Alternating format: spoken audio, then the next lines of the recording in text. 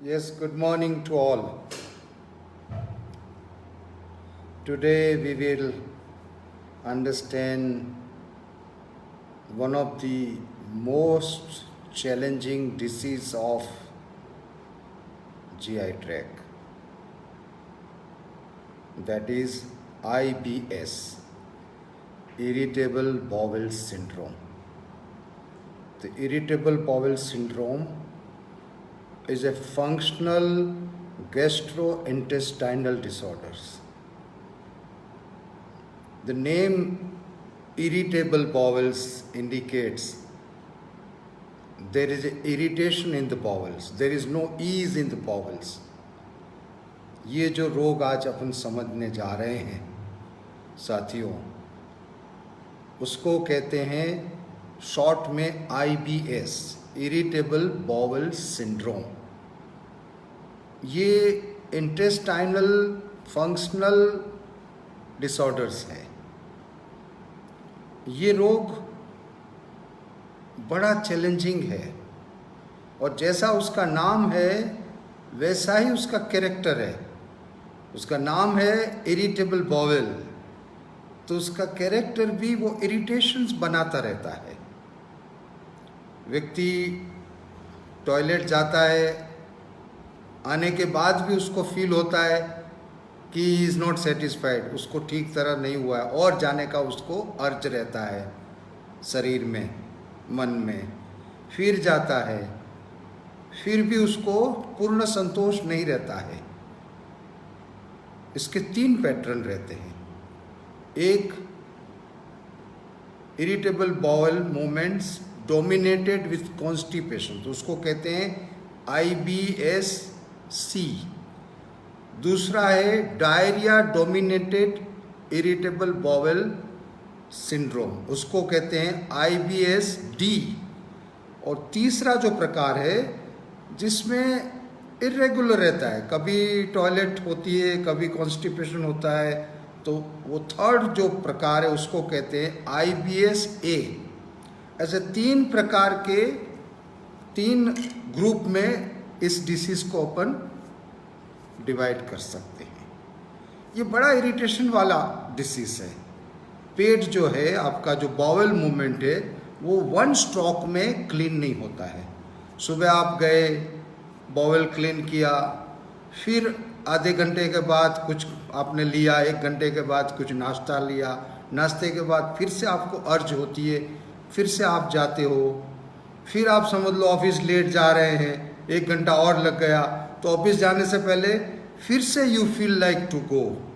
So it's a very irritating system of bowels and mind.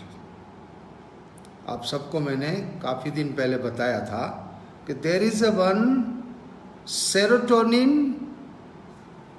Neurotransmitter. अब ये जो serotonin neurotransmitter है वो कंट्रोल करता है आपके माइंड को, स्टेबलाइज करता है आपके माइंड को और आपके मूड को। लेकिन ये जो सेरोटोनिन है वो आपको आश्चर्य होगा, बहुत सरप्राइज होगा, it's a very crucial role on your gut. पूरा जो आपका GI ट्रैक है, गैस्ट्रोइंटेस्टाइनल ट्रैक है, उसमें इसका बहुत क्रूशियल रोल है। ये जो सेरोटोनिन है वो बनता है ट्रिप्टोफैन एमाइनो एसिड्स में से बनता है। और you will be extremely surprised, 95% serotonin produced by your guts, and that serotonin जो कि न्यूरोट्रांसमीटर है वो पूरा आपके बाउल्स को कंट्रोल करता है। और ये पूरा IBS के लिए सेरोटोनिन का सिक्रीशंस बहुत महत्व का रोल अदा करता है। अगर सेरोटोनिन का सिक्रीशन बढ़ गया आपके गट्स में, आपके GI ट्रैक में, तो आपको IBS-D होगा, यानी कि डायरिया वाला आईबीएस, यानी दिन में 5-6 बार टॉयलेट जाना पड़ता है। अगर सेरोटोनिन का सिक्रेशंस आपके जीआई गट में कम हो रहा है, नॉर्मल से कम हो रहा है, then you will land up to IBS C, यानी आईबीएस डोमिनेटेड विथ कॉन्स्टिपेशन। और अगर सेरोटोनिन का सिक्रेशन कम ज़्यादा होता रहता है, कभी कम कभी ज़्यादा, तो आपको दोनों ही चीज़ होगी। उसको कहते हैं आईबीएस ए, यानी कि कोई पैटर्न नहीं, कभी लूज मोशन हो जाए, कभी कॉन्स्टिपेशन हो जाए, कभी लूज मोशन हो जाए, कभी कॉन्स्टिपेशन हो जाए। तो ये आपका जो एंट्रिक नर्वस सिस्टम जो है, और वो एंट्रिक नर्वस सिस्टम में आपके इसोफेगस से एनस तक millions of nerve cells are acting, controlling, reacting with your digestion and with your bowel movement। तो इसमें सेरोटोनिन का जो रोल है वो बहुत महत्व का है। आपका बॉडी में, मैंने बताया ऐसा 95% सेरोटोनिन का सिक्रेशन आपके गट्स में रहता है, आपके जीआई ट्रैक्ट में रहता है, और उसका सिक्रेशंस पूरा आपको आईबीएस के साथ आईबीएस को कंट्रोल करता है। आईबीएस डेवलप होने में भी इसका बहुत बड़ा रोल है। इसका मतलब ये हुआ कि IBS is not totally related to your body, it is related to your mind, your nervous system, your mood and your mental activities। तो आईबीएस को कंट्रोल करने के लिए सबसे पहले हमें अपने माइंड को काफ़ी स्टेबल करना है। सेरोटोनिन का सिक्रेशंस न बढ़ना चाहिए, बढ़ेगा तो आईबीएस डायरिया टाइप हो जाएगा, कम हो जाएगा आईबीएस कॉन्स्टिपेशन टाइप हो जाएगा। तो पहली बात ये रखो ध्यान में। अच्छा, होता है क्या जब आईबीएस होता है? तो आपका पेट जो है वो ब्लोटेड हो जाता है। दूसरा क्या होता है, आपको कुछ भी आप खाते हैं तो आपको गैस होने लगता है। तीसरा क्या होता है, म्यूकस बहुत सारा बढ़ जाता है आंतों में, आपको वीकनेस लगती है, बहुत बार काफ पेन होता है, नोशियाटिक फीलिंग होती है, बहुत ज़्यादा एडवांस स्टेज में थोड़ा डिप्रेशन भी आ जाता है, गैस्ट्रो इसोफेगस फ्लैक्सिस भी होते हैं, एब्डोमिनल क्रैम्प भी होते हैं। ये एब्डोमिनल क्रैम्प जो है वो भी directly related to your secretions. तो ये सारी जो प्रॉब्लम है, मतलब कि ये बड़ा इरिटेशन लाने वाला रोग है। आश्चर्य की बात यह है कि इसके लिए कोई मेडिसिन नहीं है। इसके लिए एक ही मेडिसिन है, your right diet, your relaxation and your pattern of diet. जिसको आईबीएस है उस व्यक्ति को एट ए टाइम ज़्यादा नहीं खाना चाहिए, उसको थोड़े थोड़े मात्रा में, यानी कि you are not supposed to fill your stomach at a time with lots of quantity. You eat in 3 times in a day with small quantity, number 1. Number 2, IBS वाले को प्रॉपर पानी भी लेना चाहिए, हो सके तो गर्म करके ठंडा किया हुआ पानी लेना चाहिए, क्योंकि बहुत बार बैक्टीरियल इन्फेक्शन भी IBS को ट्रिगर करता है। तो इसलिए हमारा पानी और हमारी जो वेजिटेबल्स हैं, चाहे वो लीफी वेजिटेबल्स हो चाहे वो नॉन लीफी वेजिटेबल्स हो, उसको अच्छी तरह हमें सॉल्ट वाटर से धो के या तो पोटेशियम परमैंगनेट के पानी से धो के बाद में उसको इस्तेमाल करना चाहिए। एक बहुत बड़ी महत्व की चीज़ है, IBS के लिए wheat is not at all friendly serial on account of gluten के कारण। क्योंकि आईबीएस में म्यूकस वैसे भी बहुत सिक्रेट होता है, रिलीज होता है आपकी आंतों से। अगर आपने दूध ले लिया और दूध के साथ व्हीट ले लिया, म्यूकस बहुत बढ़ जाएगा। बहुत बार देखा गया है कि व्यक्ति आईबीएस को थोड़ा कंट्रोल कर रहा है, अगर दूध और गेहूं की चपाटी ले ली, आईबीएस बहुत जल्दी फ्लेयर अप हो जाता है। तो गेहूं कम खाना है, गेहूं के साथ दूध बिल्कुल नहीं लेना है। आईबीएस के व्यक्ति को आइडियल डाइट है राइस एंड राइस प्रोडक्ट। तो आप किसी भी फॉर्म में आप चावल खा सकते हो। आप चावल बॉईल करके उसके साथ आप थोड़ा सा प्रोबायोटिक दही या छाछ ले सकते हो, उससे भी आईबीएस काफ़ी कंट्रोल में आता है। आईबीएस और क्रॉन्स डिसीज में बहुत सारा फ़र्क है साथियों। ये जो सिम्टम्स उसके काफ़ी कुछ एक दूसरे के नज़दीक हैं, क्रॉन्स डिसीज जैसे कि बार बार टॉयलेट जाना वगैरह, लेकिन आईबीएस वो क्रॉन्स डिसीज जितना भयंकर नहीं है, लेकिन इरिटेबल डिसीज है, इरिटेशन डेवलप करता है। Crohn's disease is of course irritated disease but with lots of other more dangerous complications. Crohn's disease is autoimmune. IBS is not autoimmune. As I told you, serotonin is most crucial role for regulation of IBS.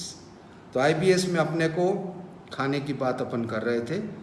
पहली बात, हमें wheat बंद, दूसरा rice का diet लेना है। दालों में केवल मूंग की दाल, मसूर की दाल या मसूर और मूंग वो पैलेटेबल है फॉर आईबीएस पेशेंट। सब्जियां रॉ आईबीएस वाले को नहीं खानी चाहिए, क्योंकि रॉ सब्जी में बहुत बार बैक्टीरियल प्रॉब्लम्स, बैक्टीरियल इन्फेक्शन होने के बहुत चांसेस रहते हैं और आईबीएस पेशेंट्स की इंटेस्टाइनल फ्लोरा काफ़ी वीक हो जाती है। तो हो सके तो स्टीम्ड सलाद आप लीजिए और दालें बंद कर दीजिए, नॉनवेज बिल्कुल बंद रखना है। खाना जो है वो ब्रेकफास्ट आप दही के साथ कुछ फल भी खा सकते हो, केवल दही और हनी भी ले सकता है आईबीएस का पेशेंट। दोपहर को चावल की रोटी या चावल सब्जी और दही ले सकता है। 4-5 बजे फिर से फ्रूट्स ले सकता है। रात को ज्वार की भाखरी ले सकता है।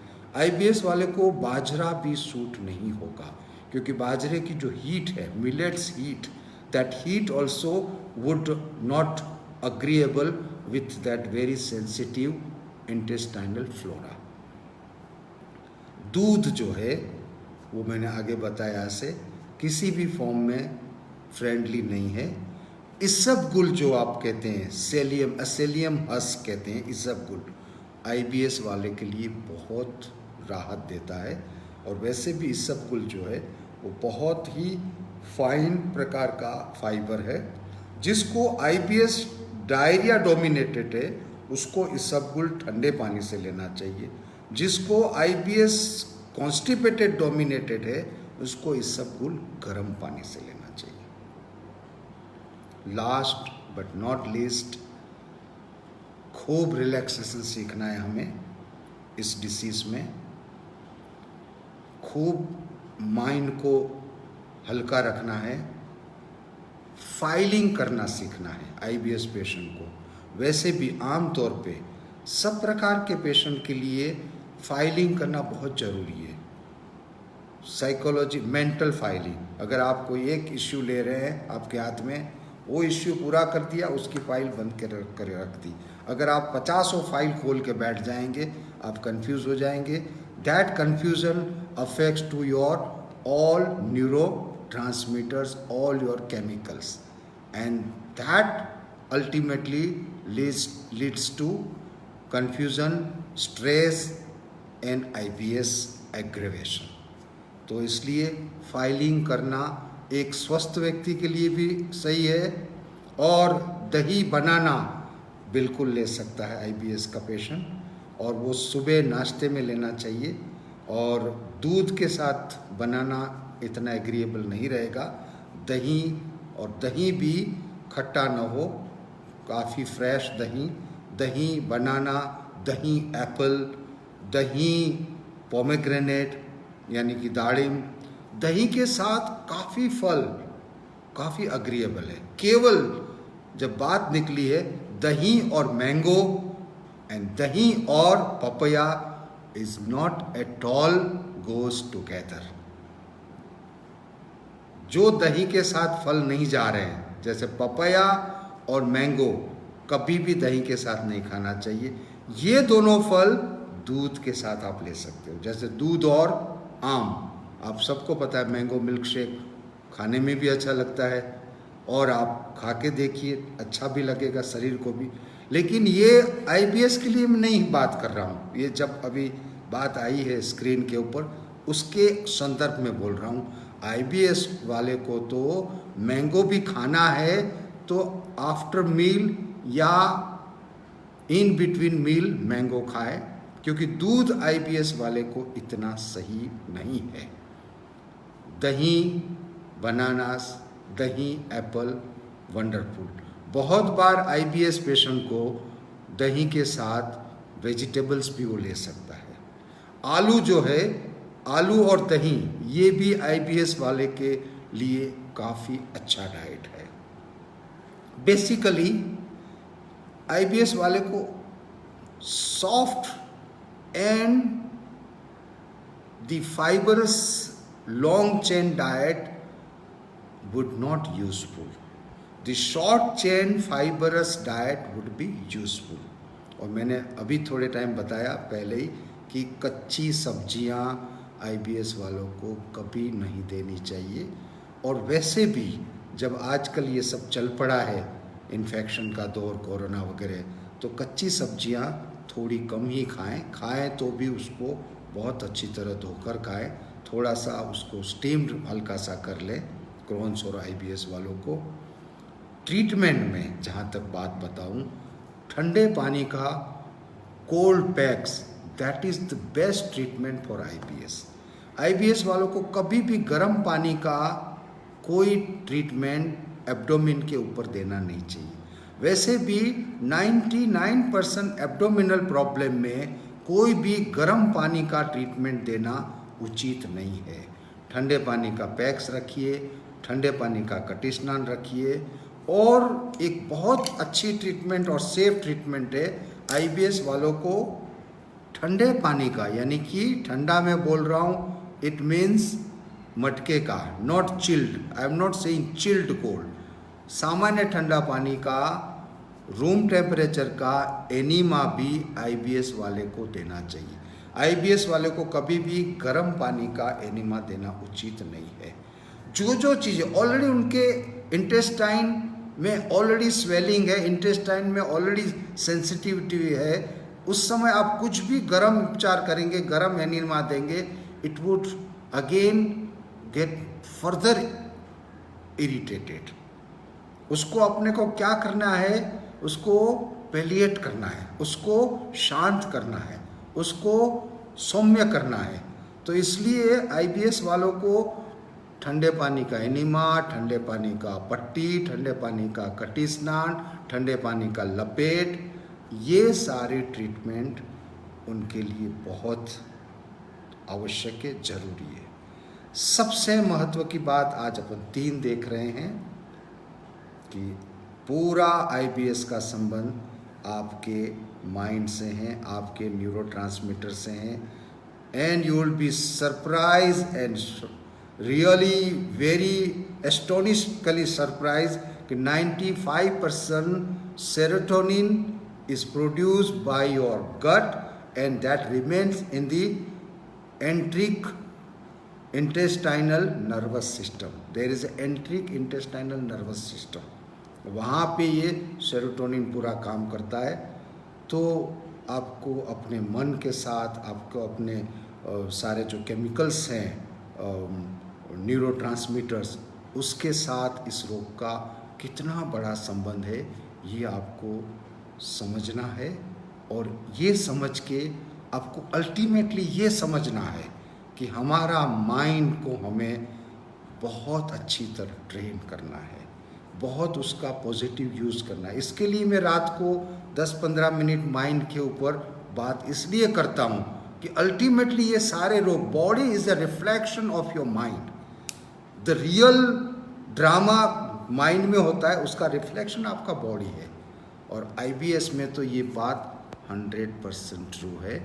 जैसे आप सारे दूसरे रोग समझते जाएंगे, आपको समझ में आएगा कि मैक्सिमम काम हमें मन के ऊपर करना है। मन की स्वस्थता, मन की हैप्पीनेस, मन की ट्रैंक्विलिटी, मन की पॉजिटिविटी और मन का रिलैक्सेशन। तो साथियों, योगासन करो, सही खाना खाओ और बहुत सही बात है, बच्चों को एग्ज़ाम के टाइम लूज मोशन हो जाता है। वो माइंड में स्ट्रेस आने से उसका सेरोटोनिन का सीक्रेशन बढ़ जाता है और सेरोटोनिन सीक्रेशन बढ़ जाने से लूज मोशन होता है। जो मैंने शुरुआत में बताया ना, IBS 3 प्रकार के होते हैं। IBS D यानी IBS डायरिया ओरिएंटेड। इवन बहुत बार आपने देखा होगा कि कोई टेंशन वाली बात आ जाती है, कहीं ट्रैवलिंग जा रहे हैं, टेंशन है, आपको पहले टॉयलेट का अर्ज होगा।